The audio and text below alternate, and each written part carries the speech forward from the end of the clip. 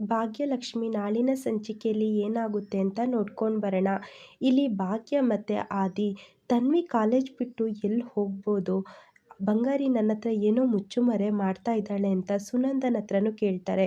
ಈ ಕಡೆ ಸುನಂದನು ಹೌದು ಭಾಗ್ಯ, ಅವಳು ನೋಡಿದರೆ ಮನೆಗೆ ಬರೋದೇ 8 ಗಂಟೆ ಆಗುತ್ತೆ, ಊಟ ಮಾಡು ಅಂದರೂ ಮಾಡಲ್ಲ, ಮತ್ತೆ ಸುಸ್ತು ಅಂತ ಮಲಗಿಬಿಡ್ತಾಳೆ. ಅವಳು ಏನೋ ನಮ್ಮ ಹತ್ರ ಮರೆ ಮಾಚ್ತಾ ಇದ್ದಾಳೆ ಅಂತ ಸುನಂದನು ಹೇಳಿದ್ನ ಕೇಳಿ ಬಂಗಾರಿ ಫ್ರೆಂಡಿಗೆ ಫೋನ್ ಮಾಡಿ ಎಲ್ಲ ವಿಚಾರ ಕೇಳ್ತಾರೆ.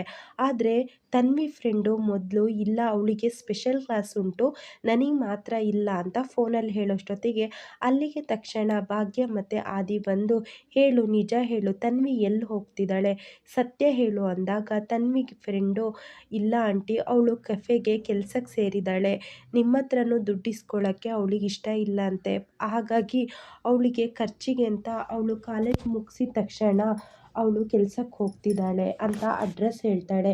ಕೊನೆಯದಾಗಿ ಭಾಗ್ಯ ಮತ್ತು ಆದಿ ತನ್ವಿ ಎಲ್ಲಿದ್ದಾಳೋ ಅಲ್ಲಿಗೆ ಹುಡ್ಕೊಂಡು ಹೋಗ್ತಾರೆ. ಅದೇ ಕೆಫೆಗೆ ಶ್ರೇಷ್ಠ ಲಾಯರ್ ಜೊತೆ ಬಂದಿರ್ತಾಳೆ.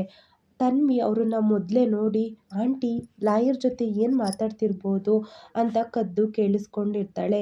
ಇಲ್ಲಿ ಶ್ರೇಷ್ಠ ಹೇಳ್ತಾ ಇರ್ತಾಳೆ, ನೋಡಿ, ನನಗಿರೋದು ಸೂರ್ಯವಂಶಿ ಮನೆ ಒಂದೇ, ಅದನ್ನು ತಾಂಡವ್ ತಗೊಂಡ್ಬಿಟ್ರೆ ನಾವು ಬೀದಿ ಪಾಲಿಗೆ ಆಗೋಗ್ತೀವಿ.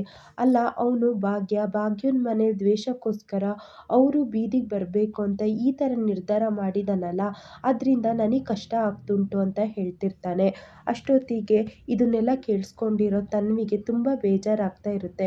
ಪಪ್ಪ ಈ ಥರ ಮಾಡ್ತಿದ್ದಾರಾ, ಅಂದರೆ ನಾವೆಲ್ಲರೂ ಬೀದಿಗೆ ಬರಬೇಕು ಅಂತ ಪಪ್ಪ ಈ ಥರ ಎಲ್ಲ ಆಟ ಆಡ್ತಿದ್ದಾರಾ, ನನಗಂತೂ ನಂಬಕ್ಕಾಗ್ತಿಲ್ಲ, ಅಥವಾ ಶ್ರೇಷ್ಠ ಆಂಟಿ ಬೇಕು ಅಂತ ಇದನ್ನೆಲ್ಲ ಹೇಳ್ತಿದ್ದಾರಾ, ಏನು ಅಂತಲೇ ಗೊತ್ತಾಗ್ತಿಲ್ವಲ್ಲಪ್ಪ ಅಂತ ಈ ಕಡೆ ಒಬ್ಬಳೇ ತನ್ವಿ ಮನಸ್ಸಲ್ಲಿ ಮಾತಾಡ್ತಿರ್ತಾಳೆ.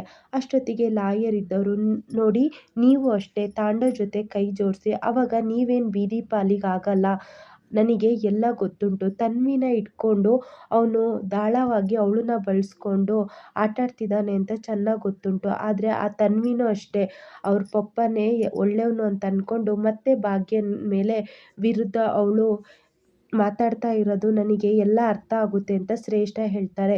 ಇದನ್ನೆಲ್ಲ ಕೇಳಿ ಅಲ್ಲಿ ತನ್ವಿ ಬಂದುಬಿಡ್ತಾಳೆ. ಆವಾಗ ಏನು ತನ್ವಿ, ನೀನು ಇಲ್ಲೇನು ಮಾಡ್ತಿದ್ದೀಯ ಅಂದಾಗ, ಆಂಟಿ ನೀವು ಭಾಗ್ಯ ಅಮ್ಮನ ಬಗ್ಗೆ ಮಾತಾಡ್ತಿರೋದು ನಾನೆಲ್ಲ ಕೇಳಿಸ್ಕೊಂಡೆ, ನೀವು ಅಮ್ಮನ ಬಗ್ಗೆ ಎಲ್ಲ ಈ ಥರ ಎಲ್ಲ ಮಾತಾಡಬಾರ್ದು ಅಂತ ಜೋರು ಅವರಿಬ್ಬರು ಮಧ್ಯೆ ಜಗಳ ಬರುತ್ತೆ. ಶ್ರೇಷ್ಠಂಗೆ ತುಂಬ ಸಿಟ್ಟು ಬಂದು ಇನ್ನೇನು ತನ್ವಿಗೆ ಹೊಡಿಬೇಕು ಅಂತ ಕೈ ಎತ್ತಿದ ತಕ್ಷಣ ಭಾಗ್ಯ ಅಲ್ಲಿಗೆ ಬರ್ತಾಳೆ. ಇಷ್ಟು ನಾಳಿನ ಸಂಚಿಕೆಯಲ್ಲಿ ನಡೆಯುತ್ತೆ.